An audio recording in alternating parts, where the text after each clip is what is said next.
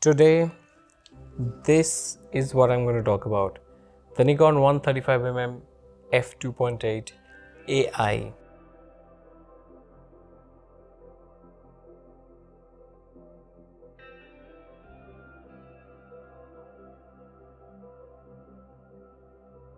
This is at least a 40 years old copy that I have with me. It's a manual focus classic Nikon lens, 7 blade manual focus.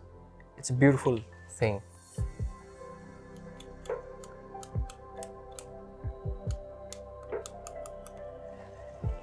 The aperture is from f2.8 to no less than f32, which is, so rare nowadays, right? Most of the lenses end at f22, and some of the cheaper ones are at best you can stop them down to f16. This goes up to f32. That's fantastic. Now let's talk about this lens. This is one of my favorite lenses. I have this for about a year and a half. Let's talk about this. The intent of this video is not to make it very technical, because I'm not a very technical person. I don't know enough. However, I understand using a lens. I understand how good it is or how bad it is. I understand what kind of taste it has. So I think I have a connection with this lens, and I want to just share my experience of using this lens with you. Firstly, this is 135mm, but cheap. There are hardly any 135mm lenses that are cheap, especially at f2.8. Now, of course, this is a manual focus lens, but because of improvement in technology, especially because of focus peaking, the mirrorless cameras, this is a usable proposition. You can use it. It's not like you can't use it. You can get it anywhere between $150 to $200 maximum. Anywhere, especially if you're in the US. In India, you can get it somewhere between 12,000 to 15,000 rupees.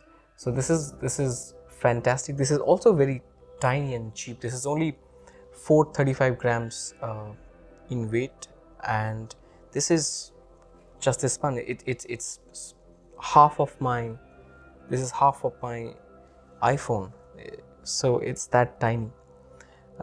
It's an f-mount lens. Of course, if you have a z-mount camera, you can adapt it to the mirrorless Z6 or the Z50.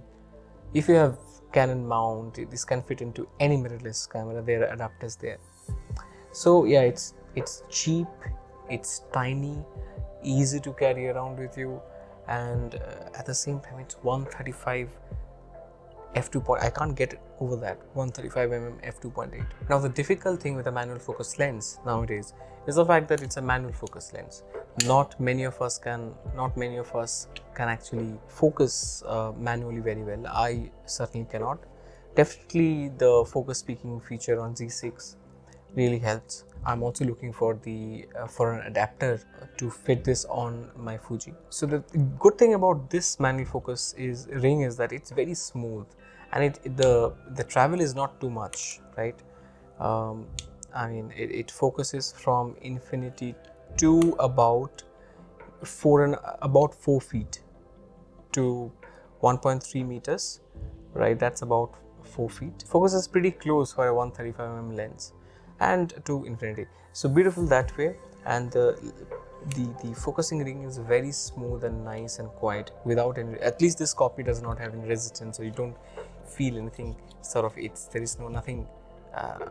It's not struggling when trying to move, which makes this also very good for video, because you can the way you can focus pull slowly, especially if you're just new to video, just getting into filmmaking, you're learning it, and you want then you should look at a manual focus lens, because the way you can manually focus pull, that's very difficult to copy on an autofocus lens. They have their own character. For example, you can you can focus 10 feet away from you, and your subject can move into focus and slowly move out, where the lens is actually focus is locked on a certain point. So those kind of effects are they're beautiful to use. And let me go back to the other point of the joy of simply using this lens on a mirrorless camera.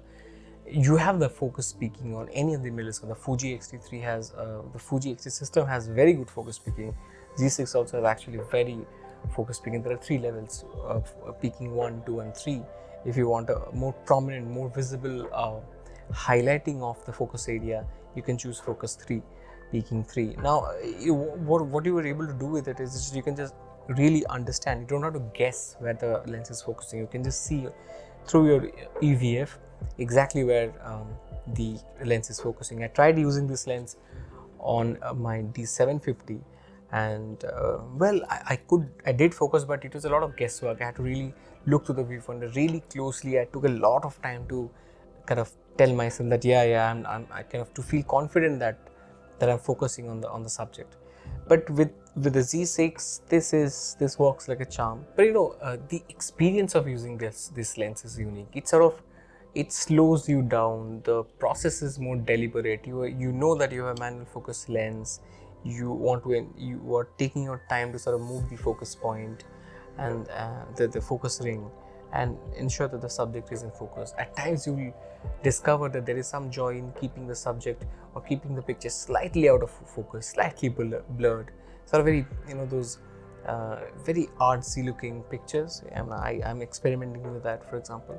So I think you can rediscover the joy of photography by using a lens like this. I think you engage more with the experience.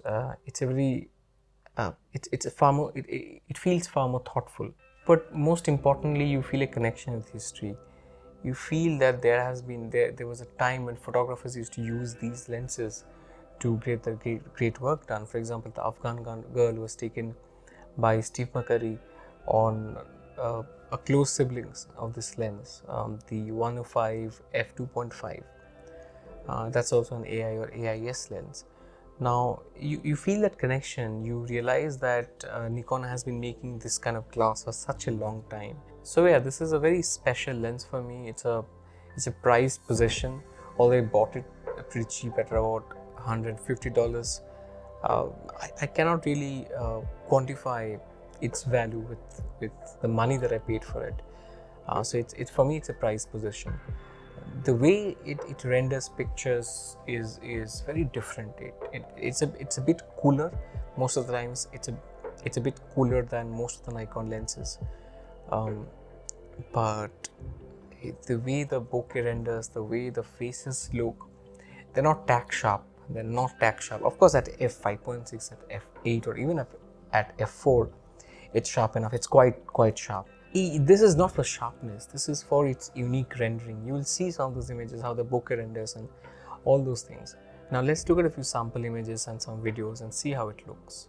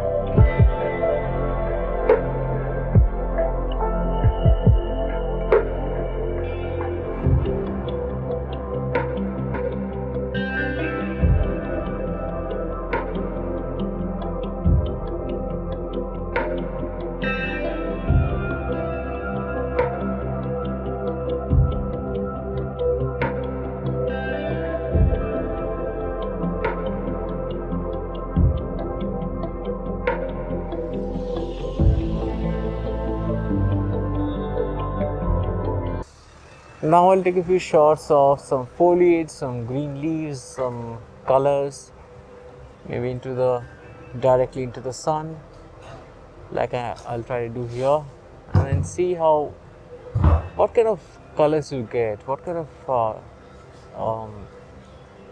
how it deals with the sun or you know, direct light into the lens. And let's look at that. As you can see, some of the quality of the bokeh here. Sorry guys, I'm speaking through a mask, so my voice could be a little muffled. But as you can see, as I change the focus, as you can see, I think the bokeh is beautiful, and there is also a bit of focus breathing, not too much. There is a little bit of focus breathing, as you can see. Right, as you can see, it's zooming in right now as I am focusing closer. Now as I am focusing further away, it's kind of zooming out. So there is that bit of focus breathing clearly there.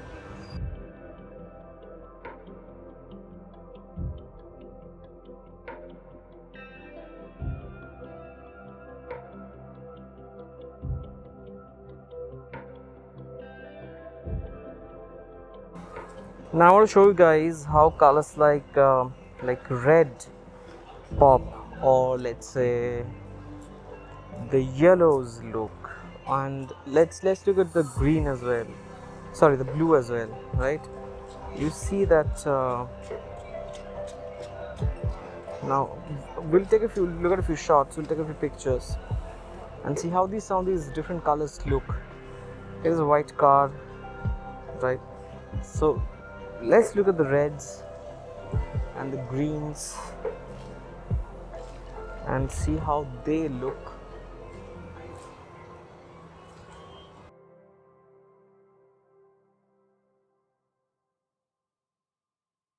So this was my little piece on the Nikon 135mm f2.8 AI.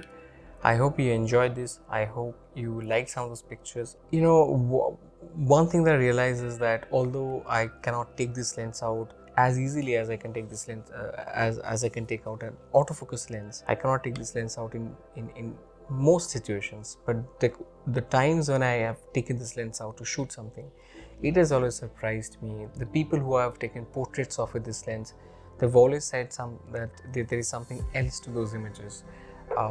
The fact that they are not absolutely tack sharp, there is something that's added, this a dreamy quality that's very difficult to find in the model lenses. There's a lot of emphasis on sharpness, on perfection. This is not that same thing. This is something else, and it's very difficult to verbalize. You saw some of those footages, you saw some of those pictures. Please share what you think. Please tell me, do you think this is something that's viable today? This is something that you can use today, even if you're not using professionally, even at least for joy? Do you think these lenses do they have any value in 2020, 21, 24, 25 moving forward? Would you like to get rid of them? If you have one, do you want to sell it off? If you're looking for a 135mm lens, this focal length, would you consider buying this and maybe using this for video?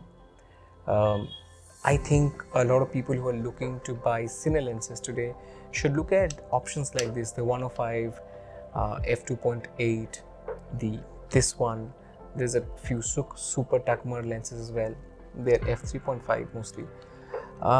So I think these lenses can find special uses to give you that very unique look, especially if you're a filmmaker or a video maker. So that's it, guys. Hope to see you very soon. Please like. It's a new channel. I don't have a lot of subscribers, only 120 of them. Please subscribe if you have found us, and share this, comment, write what you think, because if you just type something or like the video, YouTube tends to suggest it to other people who are probably looking for something like this, right? So yeah, thank you. See you soon. Please stay safe. Bye.